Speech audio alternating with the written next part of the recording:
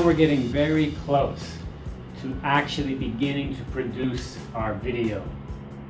But before we go another step, we need to start to break down the detail. The first part of that detail is your script. The script is basically writing out the story. Now, if your video has people talking, dialogue, then you should in the script have all the dialogue. Joe says, Mary says, Larry says. They have all the names there and what do they say exactly. But more than that, the script has details about the location, the time of day, the situation, maybe about the clothes they're wearing, maybe about the sets or important things that are there that need to be used by the actors. Now, if your video is not including actors and not really including that kind of dialogue, like in my students' cases, they're usually doing something like maybe recording a lecture. Well, that doesn't really have a script, does it? But you could still sit down and say, well, it's going to be that Professor Smith is speaking today, and we need to make sure that it's in the room. Where is he standing? What's the angle we're going to shoot from? So you can begin to make some of those notes. In the case of my students' projects, they do things like public service announcements and making a pitch for a product. Those actually do have a little bit of acting, a little bit of dialogue, and they also have props or things that the people in the video are going to touch and use, and that needs to be written down. Otherwise, when the day comes to go shoot the video, nobody knows I was supposed to have a bowl, I was supposed to have a jar, I was supposed to have a bowl of noodles. I didn't know that. I'm supposed to have chopsticks. Where did they go? I don't know. So the script is a way to make the plan more and more clear. Another good thing about the script is you can give it to the other people working on the project, and they can also see what's needed and what's involved. And of course today you can just put it on the internet and you can share it. For example, Google Docs. Your group could actually have the script inside Google Docs, and different people in your group could be working on different parts of it at different times or the same time. So that kind of cooperation really is helped with a script.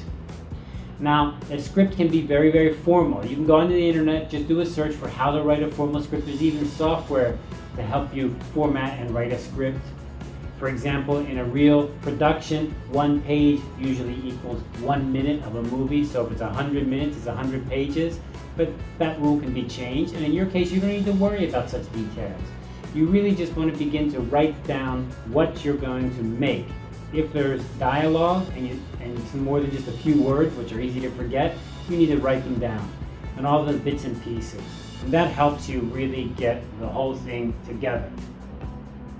Now, I'm not saying you need to make a really complicated script, but I've seen from my students, if they have no script, they run into the same problem we've talked about over and over again. You get demotivated, you get burned out. You begin working, you get confused, things aren't working, you wasted the day, and now you've got to come back another day.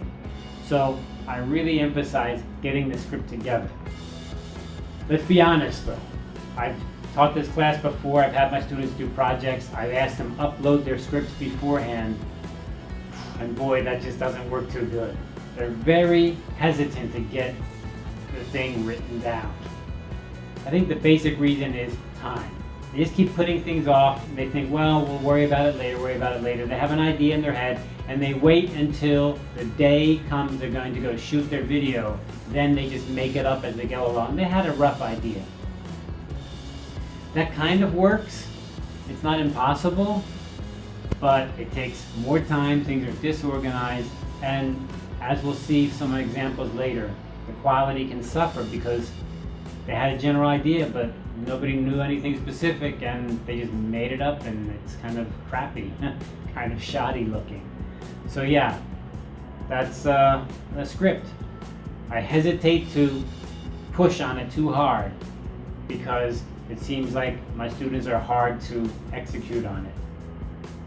But it's important. All right, let's go off to the hardware table. At the hardware table again, and what hardware we're going to look at today? Well, we're still on the sound. I love being on the sound because I just can't say it enough how important the sound is. We've talked about all the different possible ways to get the sound into your camera. We've also talked about maybe you don't have a camera, but you have another capture device to capture your sound, and that works too. Today I'm going to talk about a mixer. Now I know you've seen mixers before. Those are the big boards with all the knobs and dials and everything. They can be very complicated. You can buy some of them pretty cheap. You can buy some of them very expensive. But today what I'm going to talk about is a very basic one, which gives you the idea, but is also really helpful when you're shooting your video. And that's a little portable mixer like this one. In fact, this can be battery powered. It has a battery, 9-volt battery can go right in there. Very helpful.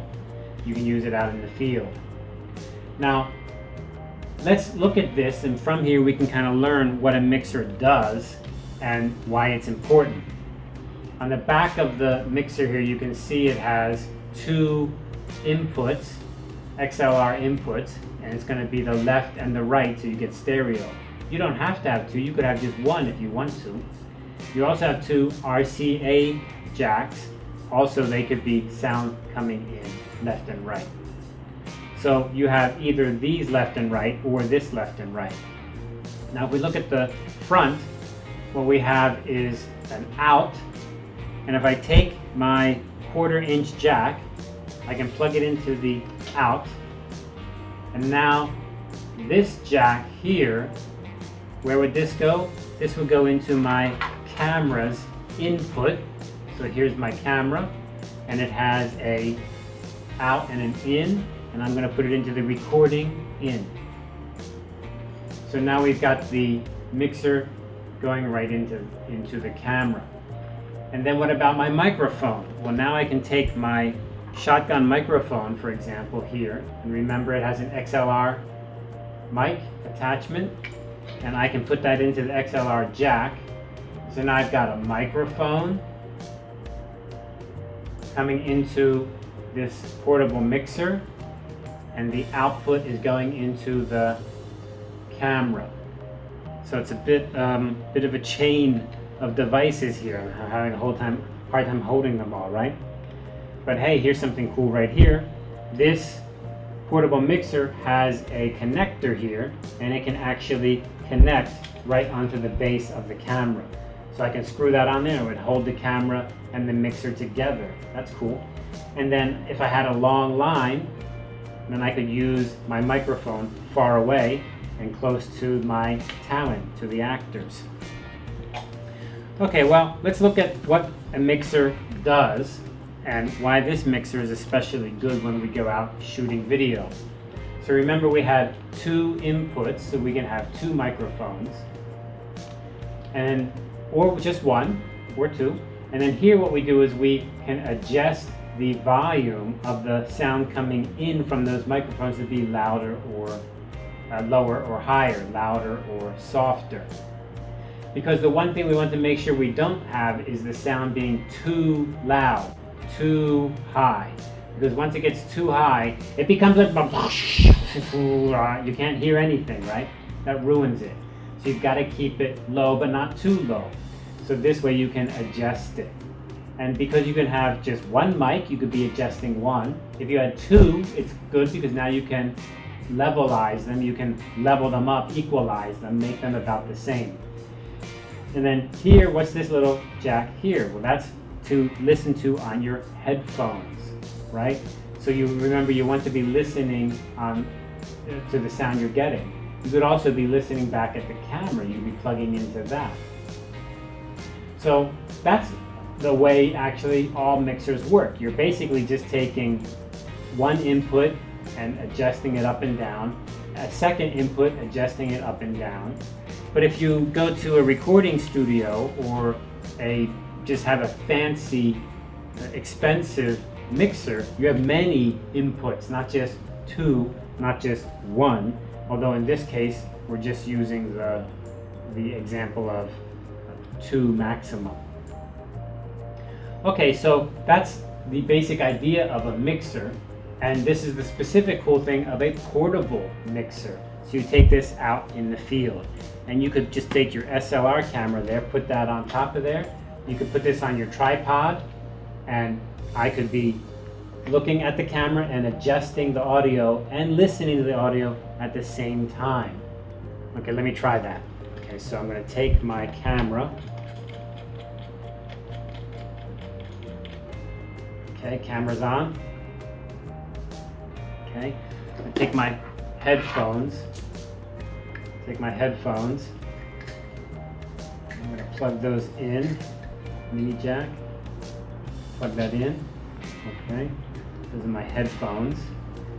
Put those on my head. Okay. Now then, microphone.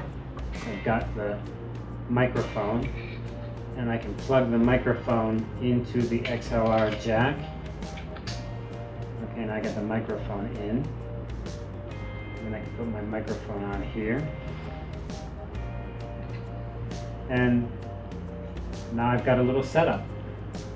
This can go on top of my tripod, and I can be shooting my video, getting the mic sound to the mic, and adjusting and listening very carefully. And boom, look at that. A very professional little setup for not a lot of money. What's one last thing I could do? Maybe my camera does not accept audio in, or maybe I'm using my phone and I can't use audio in. So what can I do? I can use my portable recorder, and then this machine here has an out. So I could take the out, plug it in here, and from that out, from this out here, I could plug this into my portable recorder and record the sound out from there. Pretty cool. So that's a nice portable sound setup you can have for not a lot of money. I mean, it's more than nothing, but you're getting better and better sound, and that's what's going to make your production really good. Even if you're just recording a lecture in a hall, in a room, this kind of setup can be very helpful to improve your audio. Good luck.